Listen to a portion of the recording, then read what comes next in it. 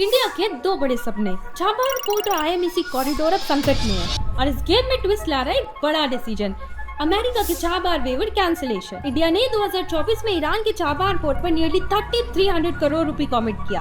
Purpose बहुत simple था, पाकिस्तान को बाईपास करके अफगानिस्तान और सेंट्रल एशिया तक ट्रेड खोलना। ये पोर्ट आईएनएसटीसी कॉरिडोर का बैकबोन है, जिससे इंडिया रशिया ट्रेड का ट्रांजिट टाइम 60 दिन से घटकर 22 दिन हो जाता है। लेकिन अब प्रॉब्लम ये है, 29 सितंबर 2025 से यूएस ने चाबहार का सैंक्शन वेवर रिवोक कर रहा है। मतलब इंडियन कंपनीज को अब लीगल रिस्क हो सकता है अगर वहाँ ऑपरेट करते रहे। दूसरा बड़ा प्लान है India middle east Europe economic corridor, जो इंडिया को यूएई, सऊदी और इजराइल के थ्रू डायरेक्ट यूरोप जोड़ता।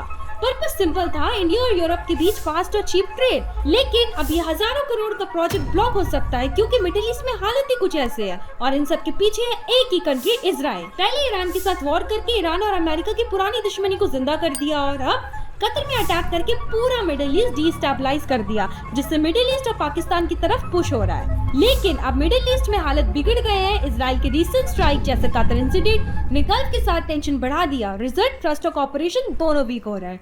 आईएमईसी अभी शुरू भी नहीं हुआ, अनसर्टेनिटी में अटक गया। और अगर इंडिया का ये प्रोजेक्ट स्लो हो गए तो सीधा फायदा चाइना की ग्वादर पोर्ट और सीपीईसी कॉरिडोर को मिलेगा, जो पीछे के गल्फ और सेंट्रल एशिया के और करीब ले आएगा। ये सिर्फ एक ट्रेड स्टोरी नहीं, बल्कि एक जियोपॉलिटिकल चेस बोर्ड है, जहां हर मूव से भारत का फ्यूचर ट्रेंड डिसाइड होगा। आपको क्या लगता है, इंडिया को चाबहार पोर्ट पे टिकना चाहिए या आईएमईसी पे बेट करना चाहिए? कमेंट पे बताओ। Follow on let's for more इनसाइट्सफुल